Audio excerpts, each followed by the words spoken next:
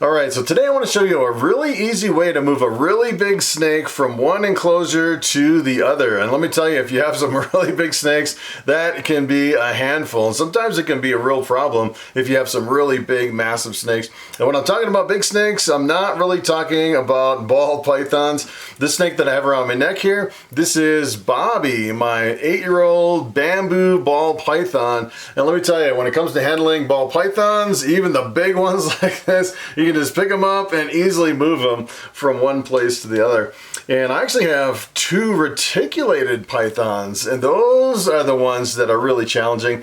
One of my retics, his name is Sunny. He's coming in about 45 pounds, so that one, he's actually part dwarf and part super dwarf. I think he's only like 12.5% mainland, so you know, if you reduce the amount of mainland blood in your reticulated python, it definitely reduces the size. Even though he's coming in at 45 pounds, I can still lift him myself and easily move him from one enclosure to the other. On the other hand, I actually have another reticulated python. Her name is Lucy, and Lucy's coming in at about 100 pounds. Let me tell you, when you're working with a 100-pound snake, it's a completely different story. As a matter of fact, originally when she reached that size, like 85, 90 pounds, what I would actually do is I'd have a helper, and every time she soiled her enclosure, what I do is I'd have my helper move her from one enclosure over to another one, and I put her over here in one of my boa tubs temporarily. And I got to the point where I started thinking, you know, I have to actually figure out how to do this myself. So what I was actually doing probably the last couple years is what I was doing is I was actually taking her, just her head, kind of, you know, snaking her out of the enclosure and then having her crawl across the floor from my enclosure over on the pool table over here over to the boa tub, and it's only, I'd say, maybe 30 feet. Now let me tell you, trying to move a 100-pound snake like 30 feet by yourself on the floor, that can definitely be a challenge. It seems like she always wants to, you know, get away and get into trouble and knock things over, and it's always been kind of a struggle. And recently I actually moved her from on the pool table into my reptile room. So I actually have her enclosure here in my reptile room. And what I actually did is I put her on this table that adjusts up and down. So it has a crank on it that you can crank up and down. And the table has wheels on it, which is pretty awesome. And the other thing is the enclosure just barely fits in my reptile room from end to end, where I can barely sneak it in here. And what I can do is I can take that enclosure, move it right up to the boa tub where there's like only a foot between the 2 enclosures, and I can just easily move her from one to the other without actually taking her completely out of the enclosure, which is pretty amazing. And it's a little bit tight in here, but I was thinking if you had a lot of reticulated pythons in a lot of enclosures, what you could actually do is set up one of these enclosures just as kind of a temporary holding place, and then move it kind of in through your collection, and then adjust the height up and down, and you know, for the different levels that you have, you know, crank it all the way up to where it's kind of flush side by side with another one of your enclosures, and just easily move your snake right into that enclosure, and then you can easily wheel it around on the wheels. And let me tell you, I have never really seen anything like that. I've seen a lot of people working with really big snakes. It's always kind of fun to watch them take the snake out, and sometimes they'll have like 2 or 3 guys on a really big snake. And I've actually seen some people where they'll take the snake out of the enclosure and try to get it in like a plastic tote while they clean the enclosure, and then they try to get it out of the plastic tote and back into the enclosure. And let me tell you, if you had some kind of a setup like this where you could have an enclosure on wheels that's height adjustable and move it right up side by side with the dirty enclosure, you could easily move the snake by yourself. And let me tell you, I've been using it for like a week, and it's amazing. I actually switched over to a paper substrate, and it's so easy. If she actually makes a mess, I could just move her right over to the boa tub and just move her right into the tub, and then clean it, and then move her right back, which is pretty awesome. And it seems like she's doing a lot better on a paper substrate, and it seems like she's doing better in here where the humidity's a little bit higher here in the reptile room.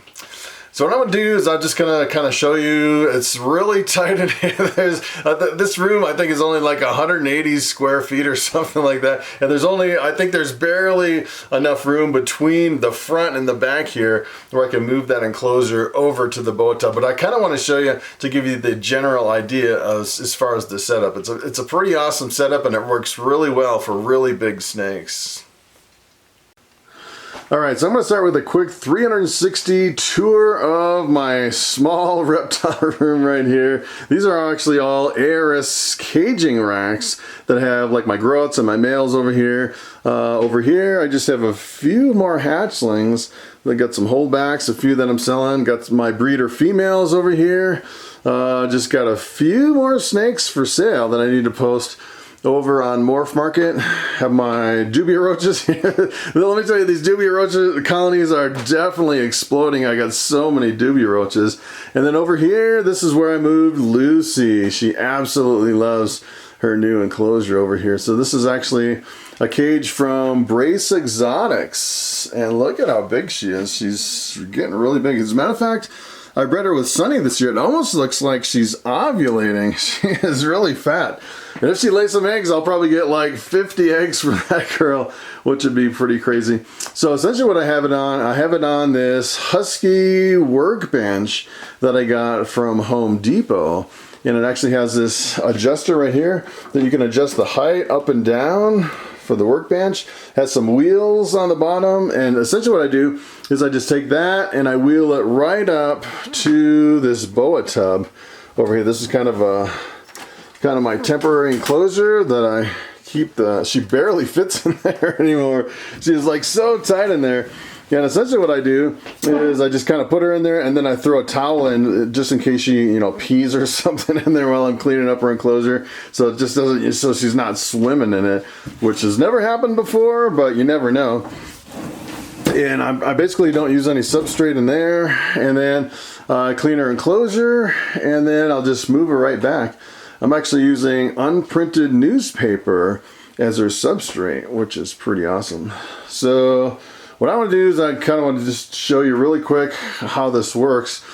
In this small room, it's kind of difficult. If you had a really big room, you could just slide that right up to another enclosure and just kind of crack it open and move them back and forth. But in my setup here, I actually have to move. I have a swamp cooler humidifier here. I have to move that over. I'd have to move my workbench out. So I had to come up with a new workbench. I was actually using this in the other room. I'm like kind of swapping all my tables around since that was like my main workbench. But those are pretty expensive. It was like over $300 for one of those Husky tables. And I think the maximum weight on the Husky table is 300 pounds. It seems like it's working fine for like a 100-pound snake, and then I don't know what the enclosure is, maybe 30 pounds, 40 pounds, maybe 50 or 60 on that big enclosure with the glass and everything in it. But I want to clear some of this stuff out, move that over, and I want to show you how easy it is to move this snake over into the boa tub. Alright, so just a couple things I had to do. I actually had to unplug my swamp cooler and then unplug my enclosure, just a couple plugs, pull them out of the wall. I moved that table out, and then I'll show you how easy it moves. I could probably just move it with one hand here. If I can keep from pulling the Husky name off of the off of the enclosure. Look at it, barely fits in here. This room is so tight. If this enclosure was any longer, there'd be no way I could do this. Might need two hands with this. I haven't actually tried it with one hand. I think it'll work pretty good.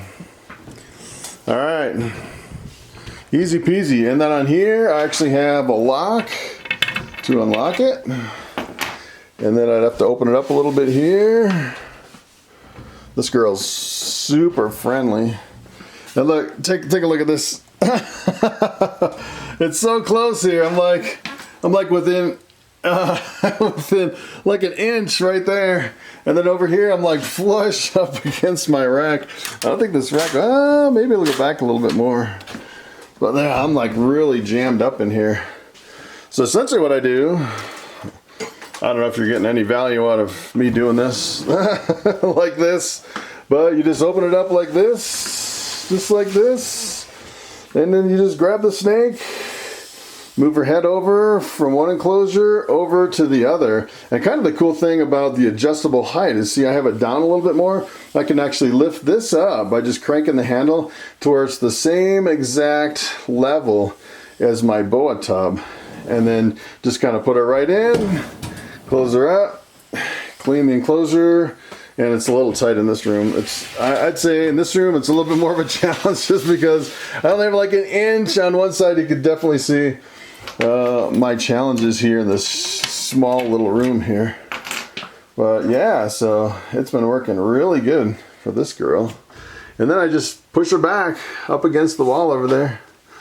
Yeah, this room, it's not really the best for something small like this, but it works, and the concept is there. If you had a really big room, you know, even bigger than this, you know, just a little bit bigger, so you had maybe another foot or two on either side, it'd be a lot easier just to move it right up to a boa tub. The other thing that would be kind of cool is to have like a whole stack of these, and then you can actually just have a stack of retics here, and then you can just adjust it up and down, move it from like the top over, and then kind of, as a matter of fact, I was thinking it'd be even nicer if you could replace this manual knob over here with some kind of a motor where you could just hit a button and automatically have it go up and down, maybe run it on some kind of a, like a battery or something like that. You know, you can put kind of like a drill or something to adjust it up and down. But that would be really easy. Then you wouldn't have to deal with you know, handling the snake and taking it out. And I've seen some pretty crazy stuff, people taking out really big snakes.